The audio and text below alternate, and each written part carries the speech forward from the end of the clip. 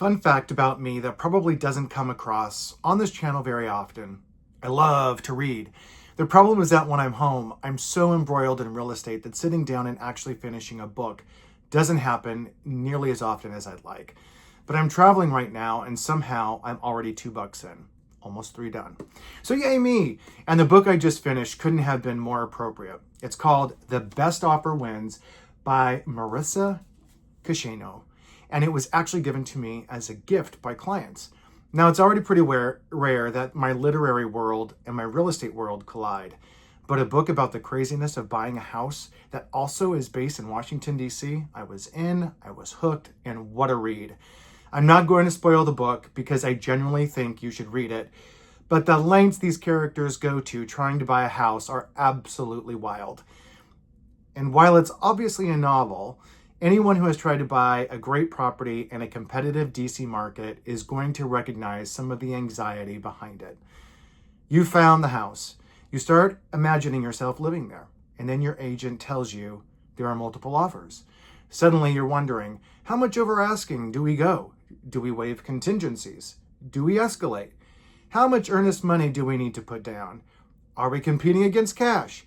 And most importantly, what is it actually going to take to win? And that's where this book unexpectedly connects with something I've been talking about a lot recently. Because if you've watched some of my latest videos, you've seen several examples of clients we've represented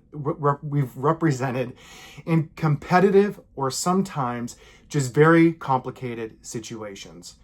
And I don't believe winning automatically means offering the most money.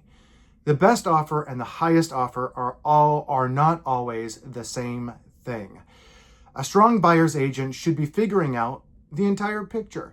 Why is a seller moving? What's important to them besides price? How much competition already exists? How strong are the competing offers likely to be? How long has a property been on the market? What does the listing history tell us? Which contingencies matter and which ones might be structured differently? Is there an opportunity everybody else is overlooking? And sometimes one of the most important questions is, should we even compete at all? Because my job simply isn't to help you win a house.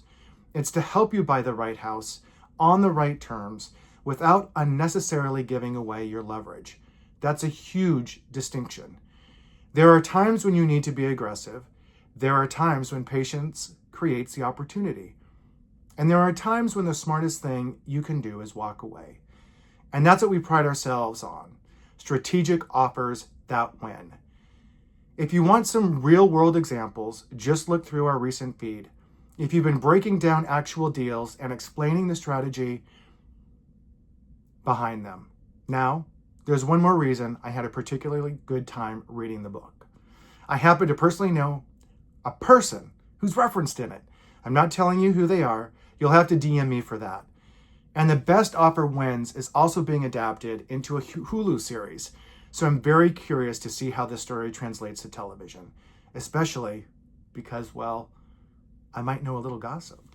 So if you're looking for a great real estate adjacent vacation read, pick up The Best Offer Wins. And if you're thinking about buying a home in Washington, D.C., Maryland, or Virginia, don't take your real estate strategy from a novel. Call us instead. We'll help you figure out what the best offer really is, and hopefully make the process considerably less dramatic. If you've read the book, tell me what you thought about it in the comments. And if you want the gossip, you know where to find me. DM book. Until next time, bye from 4J Real Estate.